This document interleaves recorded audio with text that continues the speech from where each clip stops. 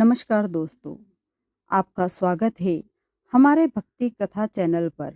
दोस्तों, कहते हैं कि जब इंसान के अच्छे या बुरे कर्मों का समय आता है, तब स्वयं न्याय के देवता शनिदेव उसके जीवन में प्रवेश करते हैं। शनिदेव किसी के शत्रु नहीं, लेकिन जो व्यक्ति अहंकार, अन्याय और अधर्म के रास्ते पर चलता है, उसे उसके कर्मों का फल अवश्य मिलता है। आज कई वर्षों बाद शनि जयंती शनि अमावस्या पर आई है। शनि जयंती ज्येष्ठ मास की अमावस्या को मनाई जाती है, जिसे शनि अमावस्या भी कहते हैं। पौराणिक कथा के अनुसार सूर्यदेव की पत्नी संध्या की छाया के गर्भ से शनिदेव का जन्म हुआ। छाया पुत्र होने के कारण शनिदेव का वर्ण श्याम है और वे कर्म फलदाता या न्यायाधीश माने जाते हैं। शनिदेव के जन्म की एक पौराणिक कथा है। भगवान सूर्य का विवाह संध्या विश्वकर्मा की पुत्री से हुआ था। उनके 3 बच्चे थे, यमराज, यमुना और मनु।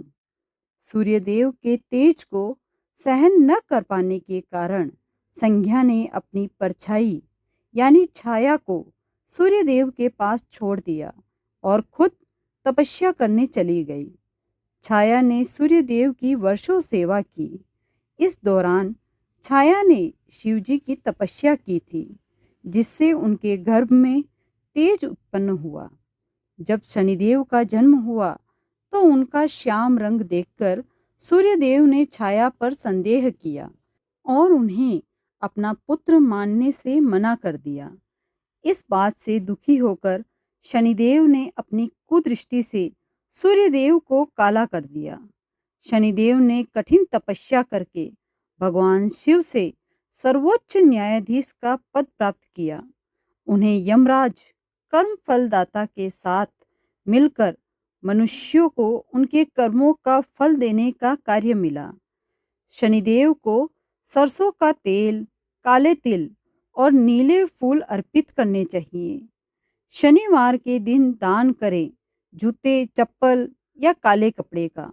ओम शम शनिश्चराय नमः मंत्र का जाप करना चाहिए। आज हम इसी बारे में एक कहानी सुनेंगे।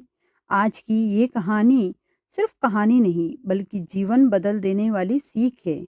ये कहानी एक ऐसे राजा की जिसने अपने घमंड में शनिदेव का अपमान कर दिया और फिर कैसे उसका पूरा जीवन बर्बाद हो गया। लेकिन जब उसने सच्चे मन से पश्चाताप किया, तब शनिदेव ने उसे ऐसा आशीर्वाद दिया कि उसका जीवन फिर से खुशियों से भर गया। तो दोस्तों, दिल को छू लेने वाली कहानी को अंत तक जरूर सुनिएगा और कमेंट में जय शनिदेव महाराज लिखना न भूलें। बहुत समय पहले की बात है। उत्तर दिशा में एक विशाल और समृद्ध राज्य था, सूर्यगढ़। सूर्यगढ़ अपनी संपत्ति, विशाल सेना और सुंदर महलों के लिए पूरे आर्यव्रत में प्रसिद्ध था। वहां के राजा वीरेंद्र सिंह बहुत पराक्रमी और बुद्धिमान थे। उनकी तलवार के सामने बड़े बड़े शत्रु कांप उठते थे। राजा की पत्नी रानी देवयानी बहुत धार्मिक और दयालु थी। वे प्रतिदिन मंदिर जाती, गरीबों को भोजन कराती और भगवान की पूजा करती थी। राजा का एक पुत्र भी था, युवराज आदित्य। वह बहुत सरल और संस्कारी था। शुरुआत में राजा भी धार्मिक थे, लेकिन धीरे धीरे सत्ता और वैभव ने उनके अंदर घमंड भर दिया। अब उन्हें लगा जैसे मेरे जैसा शक्तिशाली इस संसार में कोई नहीं। एक दिन राजसभा में सभी मंत्री बैठे थे। तभी राजपुरोहित ने कहा, महाराज, कुछ दिनों बाद शनि अमावस्या आने वाली है। उस दिन पूरे राज्य में शनिदेव की विशेष पूजा होनी चाहिए। राजा हंस पड़े। पुरोहित जी, ये ग्रह नक्षत्र कमजोर लोगों के लिए होते हैं।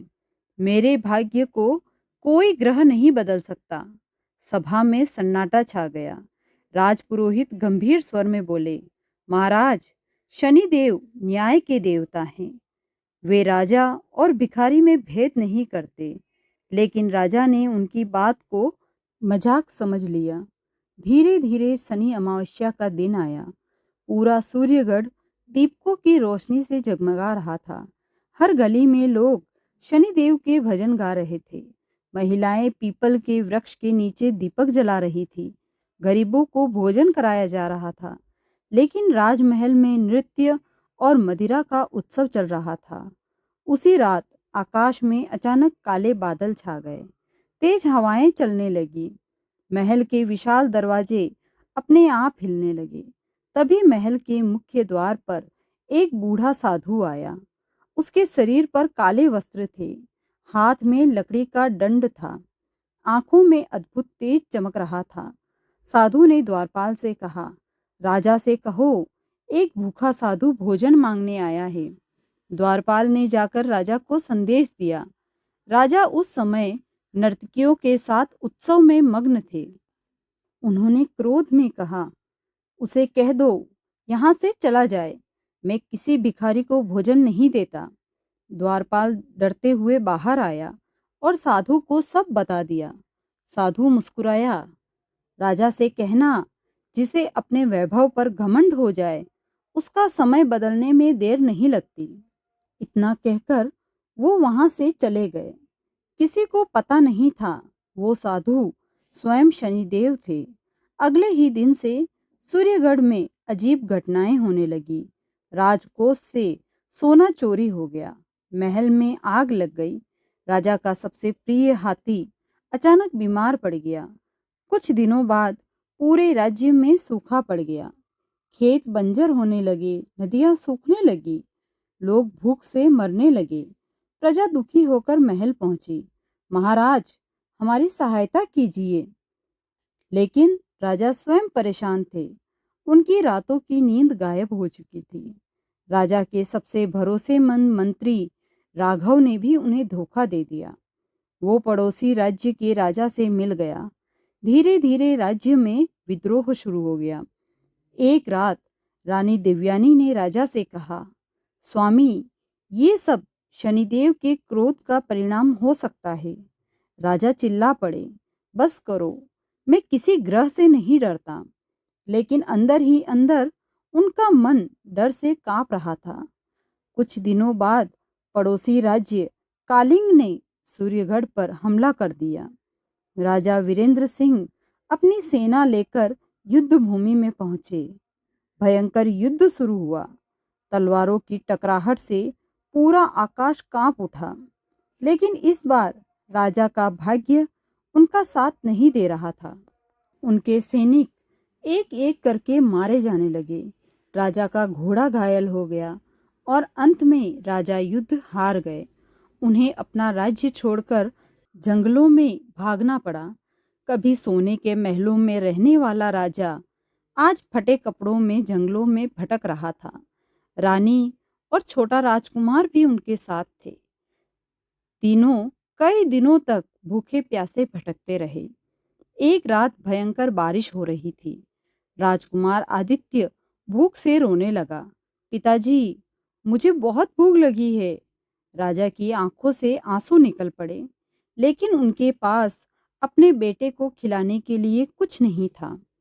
उस रात राजा पहली बार टूट गए। वे आकाश की ओर देखकर रो पड़े। हे भगवान, मैंने ऐसा कौन सा अपराध किया? तभी दूर से एक आवाज आई, अहंकार सबसे बड़ा अपराध होता है राजन। राजा ने पीछे मुड़कर देखा। एक वृद्ध संत वहां खड़े थे। संत राजा को अपने आश्रम में ले गए। उन्होंने राजा और उनके परिवार को भोजन कराया। राजा ने रोते हुए कहा, मुझे बचा लीजिए महात्मा जी। संत शांत स्वर में बोले, राजन, जब इंसान अपने कर्मों और शक्ति पर घमंड करने लगता है, तब शनिदेव उसे जीवन का सत्य सिखाते हैं। राजा की आंखें झुक गई। अब कोई उपाय है क्या? संत बोले, उपाय हमेशा होता है। आने वाली शनि अमावस्या को सच्चे मन से शनिदेव की पूजा करो, गरीबों की सेवा करो, भूखों को भोजन कराओ और अपने भीतर के अहंकार को समाप्त करो। राजा फूट फूट कर रो पड़े। समय बीतता गया। फिर एक बार शनि अमावस्या का दिन आया। राजा सुबह नदी में स्नान करके नंगे पैर शनिदेव के मंदिर पहुंचे। उनके हाथ में सरसों का तेल, काले तिल और दीपक था। उन्होंने पहली बार सच्चे मन से शनिदेव के चरणों में सिर झुकाया। हे प्रभु, मुझे क्षमा कर दीजिए। राजा पूरी रात मंदिर में बैठे मंत्र का जाप करते रहे। ओम सम शनिश्चराय नमः। रानी गरीबों को भोजन कराती रही। राजकुमार कौवों को दाना खिलाता रहा। आधी रात का समय था। अचानक मंदिर में तेज प्रकाश फैल गया। पूरा वातावरण दिव्य सुगंध से भर गया। राजा ने आंखें खोली तो सामने एक दिव्य पुरुष खड़े थे। श्याम वर्ण, हाथ में दंड, आंखों में न्याय का तेज। राजा समझ गए स्वयं शनिदेव प्रकट हुए हैं। राजा उनके चरणों में गिर पड़े। प्रभु, मुझे क्षमा कर दीजिए। शनिदेव बोले, राजन, मैं किसी का शत्रु नहीं हूँ। मैं केवल कर्मों का फल देता हूँ। तुम्हारे घमंड ने तुम्हें अंधा बना दिया था, लेकिन तुम्हारा पश्चाताप सच्चा है। आज से तुम्हारे सारे कष्ट समाप्त होते हैं। इतना कहकर शनिदेव अदृश्य हो गए। अगली सुबह कुछ सैनिक वहां पहुंचे। वे सूर्यगढ़ के पुराने सैनिक थे। उन्होंने कहा, महाराज, जिस राजा ने सूर्यगढ़ पर कब्जा किया था उसका अंत हो चुका है। प्रजा उसको वापस बुलाना चाहती है। राजा की आंखों से आंसू बहने लगे। वे समझ चुके थे सच्चा राजा वही होता है जो विनम्र हो। राजा वापस अपने राज्य लौटे, लेकिन अब वे पहले जैसे घमंडी नहीं थे। उन्होंने पूरे राज्य में गरीबों के लिए अन्न भंडार बनवाए। हर शनि अमावस्या को विशाल भंडारा होने लगा। पीपल के वृक्षों के नीचे दीपदान होने लगा। राजा स्वयं गरीबों के पैर धोकर भोजन कराते। धीरे धीरे सूर्यगढ़ फिर से खुशहाल हो गया और राजा वीरेंद्र का नाम इतिहास में एक न्यायप्रिय और धर्मात्मा राजा के रूप में अमर हो गया। दोस्तों, कभी अहंकार नहीं करना चाहिए। शनिदेव न्याय के देवता है। अच्छे कर्म करने वालों पर शनिदेव की कृपा बनी रहती है। शनि अमावस्या के दिन पूजा, दान और सेवा करने से जीवन के कष्ट कम होते हैं। गरीब और जरूरतमंद लोगों की सहायता अवश्य करनी चाहिए।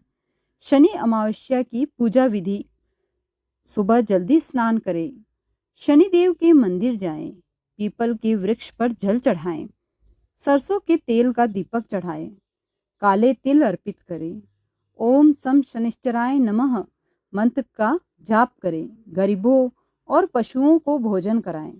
तो दोस्तों, ये थी शनि अमावस्या की अद्भुत कहानी। अगर आपको ये कहानी पसंद आई हो तो वीडियो को लाइक करें, चैनल को सब्सक्राइब करें और कमेंट में ज़रूर लिखें, जय शनिदेव महाराज। फिर मिलेंगे एक नई कहानी के साथ। Thank you.